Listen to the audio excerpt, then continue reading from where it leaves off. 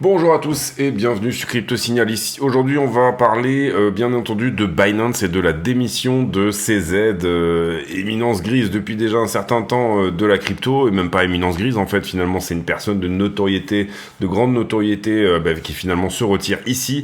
On va débunker un peu tout ça, toutes les décisions de justice, etc. Est-ce que également Binance a l'argent pour payer? C'est vraiment cette question-là qu'on va se poser, parce que sinon ça risque bien entendu de vendre de la crypto pour pouvoir payer, ou alors d'utiliser les fonds utilisateurs. Donc on va se poser ici les bonnes questions, et puis on va faire une update, puisqu'on a déjà fait une vidéo aujourd'hui sur où en est BTC et qu'est-ce qu'il se passe exactement. Allez, intro.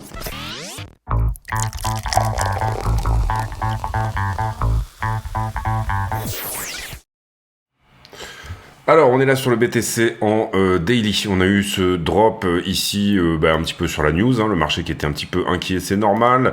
Au moment où la news sort, finalement, je pense qu'on est quelque part par ici. Comme quoi Binance a une amende, etc. Et puis ensuite, il y a la démission de CZ. Voilà, enfin bon, l'annonce du Department of Justice, c'était aujourd'hui vers 21h, donc c'était sur cette bougie-là. Et puis, voilà, pour le moment, pas de drop majeur, on va dire. Le marché se maintient plutôt pas mal. On a eu un drop et c'est logique, mais pour le moment, on va dire qu'on est toujours sur une tendance globale qui est haussière, même si ce point-là n'a pas été pris.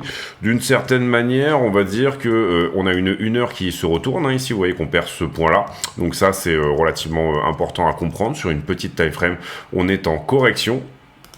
Et également, ce qu'il faut dire, c'est qu'on perd, mais ça c'était déjà un petit peu le cas cet après-midi, cette trend là.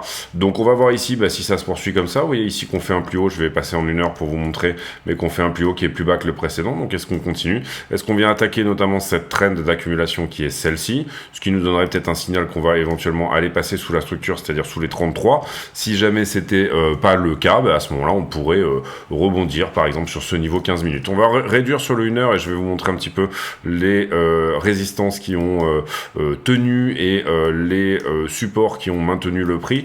Alors en ce qui concerne cette 1 heure, vous voyez qu'elle est perdue. On a clôturé et ouvert une bougie en dessous, donc on peut désormais l'effacer. Vous voyez que la borne un petit peu de résistance, c'est celle-ci en fonction des time frames. Le daily, le 4 heures, le 15 minutes et le 1 heure encore au-dessus.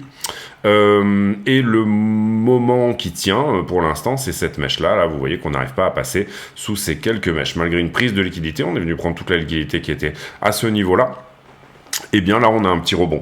Néanmoins on peut remarquer que bien évidemment la 1 heure est en train de passer haussière, et ça c'est une information importante, puisque là on a eu un plus bas qui était plus haut que le précédent, et ce qu'on appelle un changement de caractère de la structure, c'est-à-dire que là on est peut-être en train de retourner la structure, étant donné qu'on avait perdu ce point là. Le creux était ici, d'accord. Ici vous avez le point le plus haut en attendant, vous avez un creux qui est postérieur, qui est tout simplement celui-là, d'accord.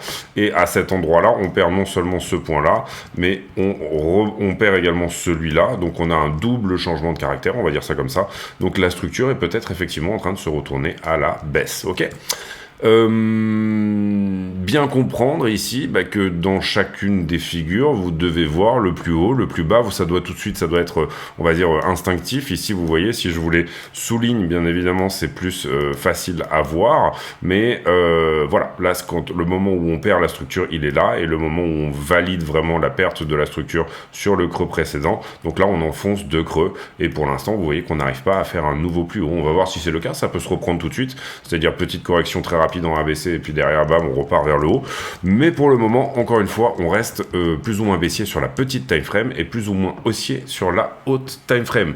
Du côté d'Ether BTC, ça se maintient pas trop mal également.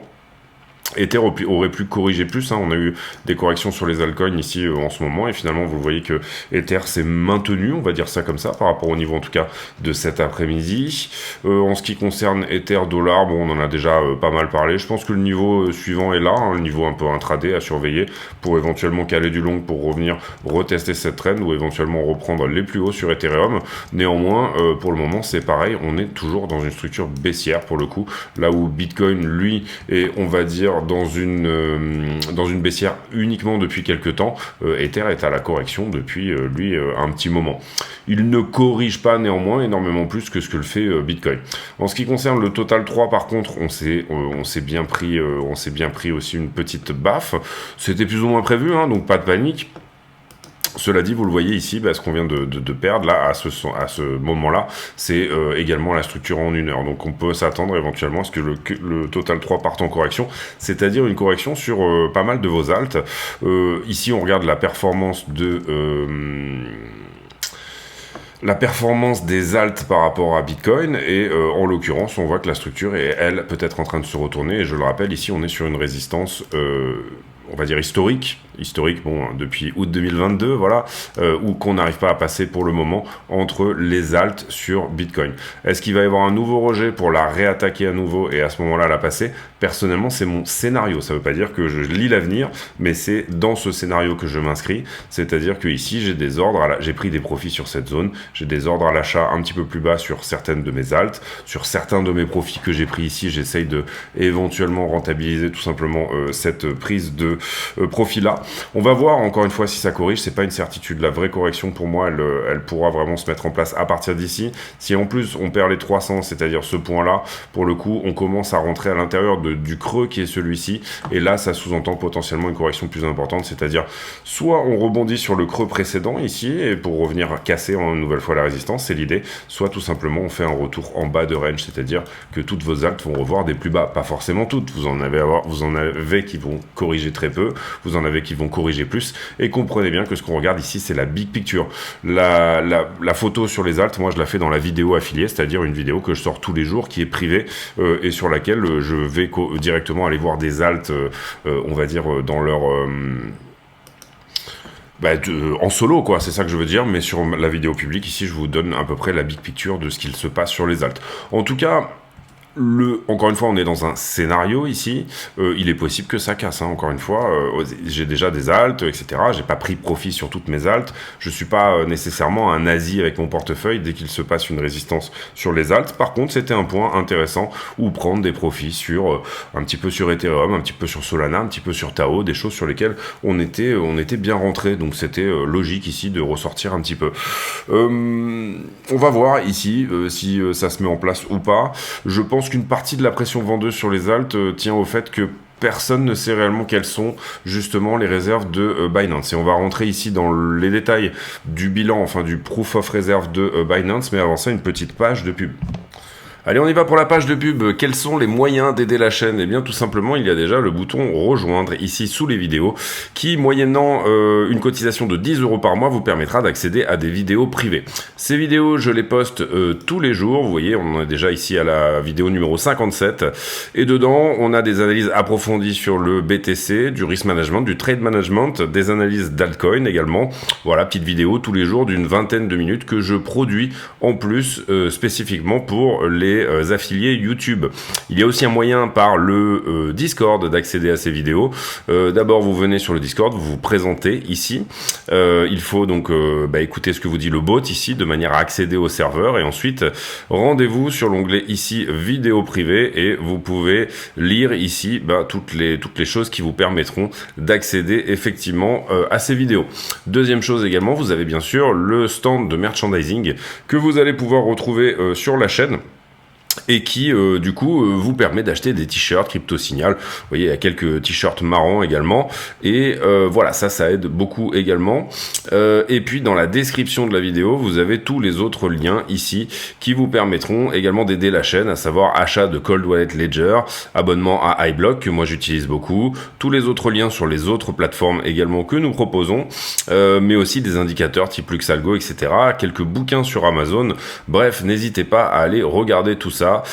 En plus de la vidéo publique, il y a donc pas mal de choses, et notamment, je pense, le Discord qui fonctionne très bien avec, vous le voyez ici, toute une communauté qui va poster ses analyses, et donc ça, c'est quand même extrêmement intéressant. Je vous laisse là-dessus, merci de votre écoute, à très bientôt. Ok, aujourd'hui la promo du jour, parce qu'on est en Black Friday, c'est le Ledger, donc du coup n'hésitez pas à aller voir, que ça soit sur Twitter ou le Discord ou dans les liens de la description. Moi je me rappelle quand j'avais acheté mon Ledger, je l'avais acheté avec le système Black Friday justement, et en fait il rembourse du coup $30, et j'ai jamais fait le compte de combien ça m'avait rapporté au final, mais comme c'est remboursé en Bitcoin, voilà, vous les gardez après dessus, et puis c'est pas mal du tout. Ici j'avais tweeté, n'hésitez pas à nous rejoindre également sur le Twitter, un système pour vérifier les liquidités ici un petit peu que j'avais trouvé intéressant. J'ai lu tout le thread et j'ai trouvé que c'était effectivement plus ou moins pas mal en termes de ce qu'il se passe. Derrière, un transfert de pas mal de Bitcoin, 228 millions sur Binance et Coinbase. Le département de justice qui nous a annoncé cette fameuse réunion, on va dire, sur les coups de 21h aujourd'hui, en fait, c'était il y a 2 heures. Et puis, voilà, des annonces qui étaient prévues. Et puis là, on a commencé à avoir des annonces d'insiders comme quoi c'était potentiellement sur Binance et que ils allaient effectivement, entre guillemets, signer l'accord des 4 milliards. Alors, personnellement, moi, j'y croyais pas trop à cet accord parce que la somme, elle paraît vraiment incroyable. Et la somme est incroyable, hein. Il faut bien comprendre, c'est la plus grosse amende. C'est la 4e plus grosse amende de l'histoire des États-Unis. Ici, on voit que CZ serait en train de potentiellement se retirer de son poste de PDG sur Binance. Là, j'ai retweeté ça parce que j'ai trouvé ça marrant. C'est les nouveaux candidats parce que vous comprenez bien que CZ garde 50% des actions quand même, hein. Derrière, les minutes de la Fed, alors c'était vraiment aujourd'hui c'était vraiment un coup de bâton dans l'eau, hein. Là où c'est intéressant également, c'est quand je regarde BNB contre le Bitcoin, où on est dans ce très beau canal. Est-ce qu'on va désormais suivre la ligne jaune, c'est-à-dire est-ce que BNB va un petit peu partir aux abysses et perdre sa trend ici, ou alors est-ce qu'il va tenir sur sa trend? C'est un petit peu ici l'histoire de Binance qui est en train de s'écrire. Également ici, je vais essayer de retrouver le début du thread. Concrètement, l'idée sur ce thread que j'ai écrit là, c'était de dire... il faudrait que j'affiche peut-être toute la discussion. Ouais, alors je sais pas trop comment on fait, mais c'est pas grave, je suis un petit peu nul sur Twitter, hein, j'avoue. Voilà, ça y est, on est en haut. Alors le puzzle s'assemble ici, on comprend que CZ va effectivement quitter Binance, il va garder la majorité de ses actions, il se présente, plaide coupable devant le tribunal de Seattle de tous les chefs d'accusation. Donc tout ça s'est fait extrêmement rapidement, ça s'est fait en quelques heures, hein. Et donc Binance a en effet accepté ce settlement, et effectivement quand le puzzle s'assemble, c'est vrai que si CZ se barre, qu'il laisse la société, enfin finalement on se retrouve peut-être avec quelque chose qui tient la route à peu près, entre guillemets. C'est quand même un aveu de la part de Binance qu'ils ont effectivement des cadavres dans le placard. Maintenant, ce qui est très important de comprendre, c'est que dans les allégations qui ont été retirées, il a été retiré le fait que Binance avait joué avec les fonds de ses utilisateurs, et ça a été enlevé des accusations, et c'était pas dans les infos d'hier. Et également, il a été retiré le fait que Binance aurait... je sais plus exactement qu'est-ce qui a été retiré aussi, je vais vous le retrouver, mais il y a quand même des choses qui ont été enlevées, entre guillemets, qui reviennent un petit peu. En gros, ce qui est reproché, et c'est ce que je vais vous montrer dans le thread suivant à CZ, c'est tout simplement d'avoir intégré des utilisateurs américains à hauteur de 23% dans Binance Monde sans leur demander de KYC, et ça aurait participé tout simplement au fait que Binance grossisse, et c'est pour ça que les Américains demandent 4 milliards de dollars. C'est pour ça que le settlement se fait avec Binance Monde. C'est pour ça également que voilà, il y a pas mal de choses en gros qui se mettent un petit peu plus en place par rapport à la vision que j'en avais hier en tout cas. Les autres actionnaires de Binance ici, bon, on reconnaîtra Sequoia Capital, etc. Ça, c'était pour montrer qu'il y a juste d'autres personnes qui sont dans le bateau. CZ aurait la majorité. L'accord stipule que si jamais il prend plus de 18 mois, il ne peut pas faire appel. Donc là, on sait qu'on est peut-être potentiellement sur un settlement où il connaît déjà sa peine, hein, plus ou moins avant. On peut se référer au cas d'Arthur Ice dans ce cas, qui est effectivement avec BitMEX. BitMEX a eu exactement les mêmes problèmes. C'est-à-dire que là, si on enlève toute la partie, on va dire, blanchiment d'argent et utilisation des fonds des utilisateurs, qui étaient effectivement des allégations qui avaient été posées dans les accusations, mais qui ont été retirées ensuite, eh bien, on est exactement sur le cas de BitMEX, et en l'occurrence, Arthur Ice avait subi 2 ans de probation, c'est-à-dire vous allez pointer, hein, en gros, pas d'un cas, et vous êtes en sursis, pas d'incarcération et 6 mois d'assignation à résidence, et ça c'était en 2022, donc l'année dernière. Donc on peut estimer que potentiellement Binance va prendre la même chose. Ça serait marrant qu'ils prennent 4 ans de probation, parce qu'il nous a montré le 4 quand même beaucoup de fois, 4 milliards, quatrième plus grosse amende de l'histoire des États-Unis, 4 ans de probation et 4 mois d'assignation à résidence, ça serait assez rigolo. Ça bouclerait un peu la boucle, hein, en fait. On peut imaginer qu'il va bénéficier du même traitement de faveur, effectivement. Et ça montre une nouvelle fois finalement l'extraterritorialité des États-Unis sur le monde, puisque c'est bien Binance Monde qui est visé et non pas Binance US. On avait eu le même type d'amende contre la BNP, vous vous rappelez que avec cette histoire d'extraterritorialité entre guillemets du dollar. Et là, on voit très bien que effectivement, c'est exactement ce qu'il se passe. Donc Binance aurait continué ça je vous l'ai expliqué, à opérer alors qu'ils savaient qu'ils avaient des résidents US et qu'ils auraient dû normalement les basculer sur Binance US, et ça ils n'ont pas été en mesure de prouver que c'était le contraire, et du coup on arrive à un paiement 1,81 milliard dans un délai de 15 mois et 2,51 milliards qui vraisemblablement vont être payés tout de suite, si j'ai bien compris encore une fois, et on est vraiment sur 4,3 milliards, ce qui est quand même un chiffre qui donne le vertige, hein, sincèrement. Même qu'on soit en crypto ou pas, il faut comprendre qu'on parle ici de beaucoup d'argent. Cet accord intègre finalement toutes les poursuites qui ont été, c'est-à-dire les poursuites du Trésor américain, de la CFTC et de la SEC, de tout le monde, quoi. On reste attentif à la décision concernant CZ, puisque la décision concernant CZ, elle, pour le coup, n'est pas enlevée. Il a plaidé coupable aujourd'hui. Je pense que dans les jours prochains, on va avoir une proposition de peine, à titre personnel. Mais en tout cas, on sait qu'il va déjà payer lui-même de sa poche une amende de 50 millions de dollars, c'est-à-dire 5 fois plus que Arthur Hayes à l'époque, qui lui avait payé 10 millions. Une nouvelle fois, bien sûr, ne laissez pas vos fonds sur les exchanges, sauf en cas de vente programmée, c'est-à-dire que vous vous dites, je sais que je vais vendre à tel prix, à ce moment-là, je rapatrie et cette partie-là, on va dire, de mon wallet, je la remets sur l'exchange pour la vendre, hein, tout simplement. Donc voilà, ça c'était le premier thread. Je suis désolé, c'est un petit peu le bordel. Voilà, on va retrouver celui-là. Voilà, c'est celui-ci. Deuxième thread que j'ai envoyé également, parce que moi l'idée c'était, est-ce que Binance a 4,3 milliards de dollars en liquidité? Comprenez bien ici que il faut bien comprendre que 4,3 milliards est une somme énorme. Binance est certes valorisé à 60 milliards aujourd'hui, mais ça ne veut pas dire qu'ils ont 60 milliards réellement de réserves, ou en tout cas, voilà, ça ne veut pas dire qu'ils ont 60 milliards. Une valuation, c'est la valeur d'une société, mais c'est si jamais ils étaient démantelés, par exemple, qu'on pourrait éventuellement en sortir 60 milliards. Mais 4,3 milliards, ça paraît relativement énorme. Et donc, du coup, je suis allé faire un petit peu mes recherches.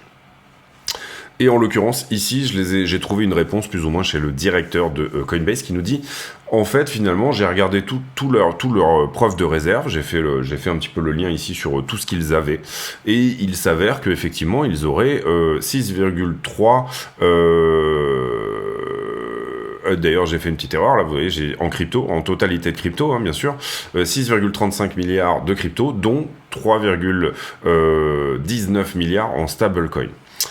Donc ça, c'est leur excédent, d'accord, par rapport au fonds des utilisateurs. En face, on a l'excédent, finalement, d'argent qu'aurait Binance, en tout cas, au moins, on-chain, d'accord ?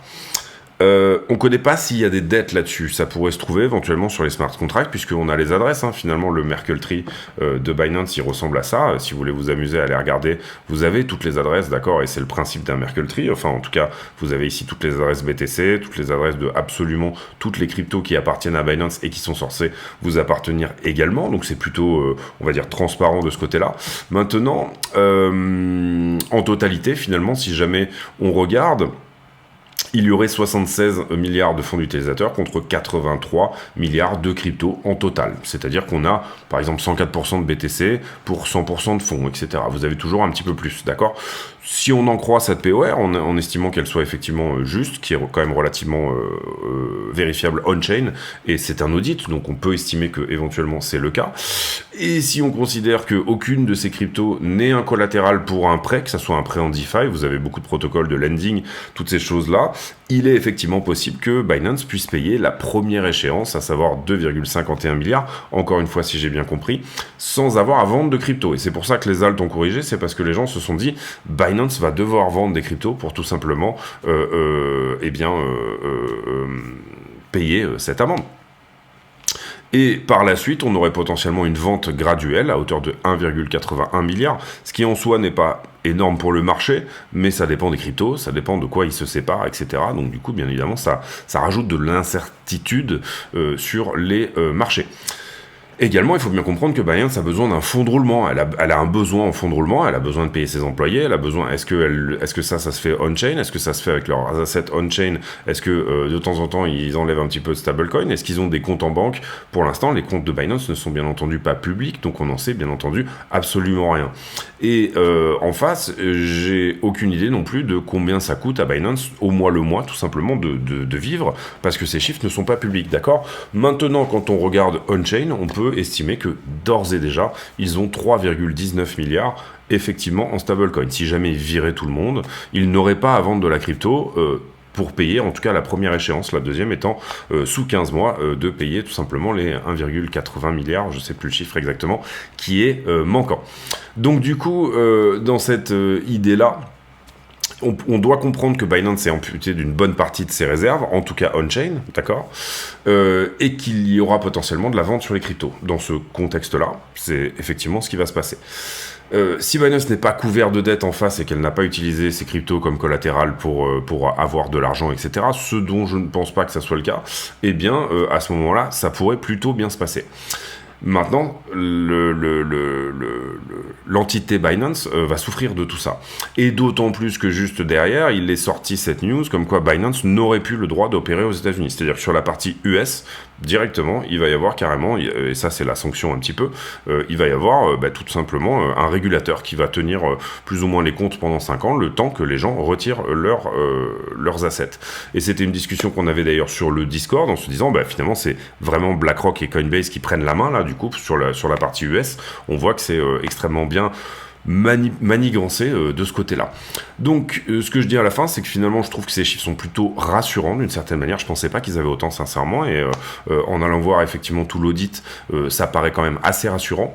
Et si en effet on a les bons chiffres et qu'il n'y a pas énormément de dettes en face et un fonds de roulement de malade mental, qu'il n'y a pas également un bank run sur Binance, ce dont je doute, mais il va probablement y avoir un petit peu de retrait. Maintenant, on va voir qui va rester, enfin voilà comment ça va se passer. En tout cas, il apparaîtrait que les fonds des utilisateurs ont l'air plutôt safe. Ça, c'est une première chose. Deuxième chose, on n'a pas les dettes en face, et ça, je le rappelle encore une fois, on n'a pas le BFR, mais c'est plutôt pas mal, il faut le dire, en tout cas, au moins on-chain pour ce qu'on a en termes d'infos. J'ai pas forcément d'autres news à vous donner, on a déjà parlé des minutes de la Fed. Globalement, c'est quand même la grosse news principale. D'ailleurs, je fais une vidéo vraiment spéciale pour ça. On va passer vite fait à la liquidité. Je voudrais pas faire une vidéo trop longue non plus. Mais en ce qui concerne la liquidité, vous voyez, 173 millions. Donc, c'est une journée plutôt péchue en termes de liquidation. On a liquidé du long, principalement sur les 24 dernières heures. 70 millions, donc un peu moins de la moitié sur Bitcoin et Ethereum.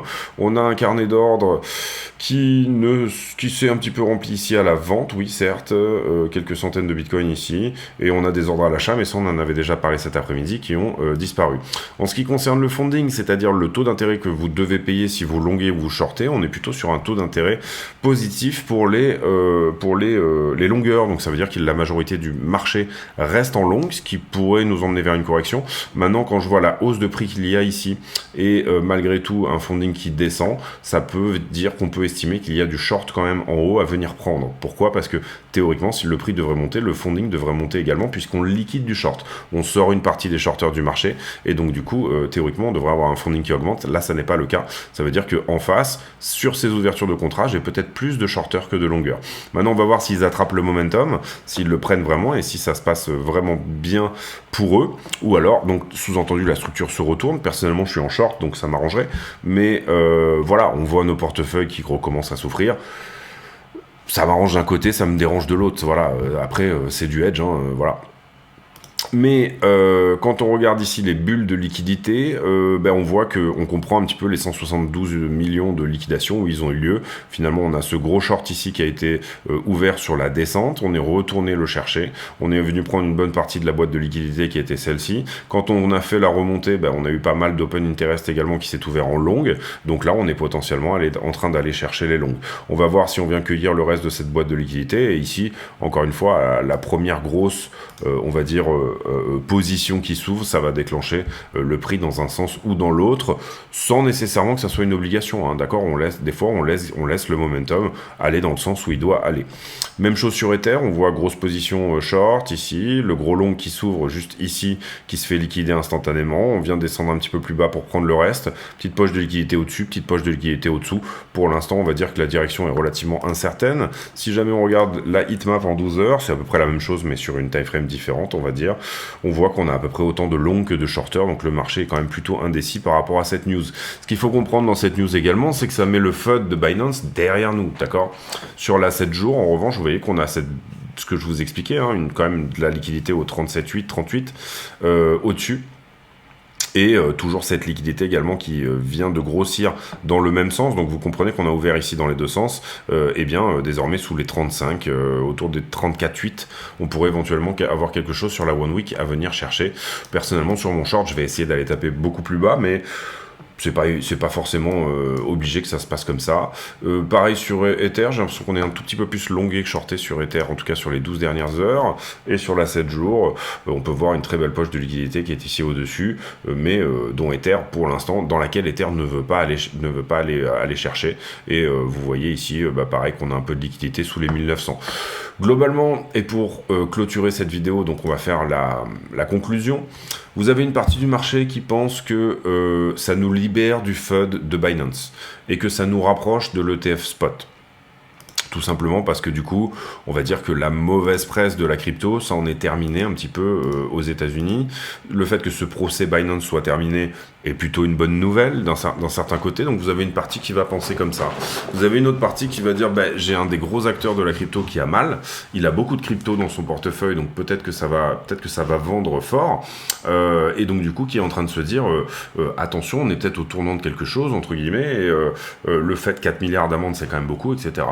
Personnellement, mon avis, moi, après, j'ai pas attendu, moi, on va dire, cet épisode-là pour être short sur BTC. C'est plus ou moins la structure qui me parle depuis un certain temps, qui me dit, bon, c'est peut-être un bon endroit ici pour retracer. C'est pas du tout une certitude que ça va être le cas. Et encore une fois, on est contre-tendance ici dans ce short. Donc, du coup, ça reste une position qui est pas extrêmement grosse et qui est sur laquelle, du coup, on peut dormir tranquille sans trop de problèmes.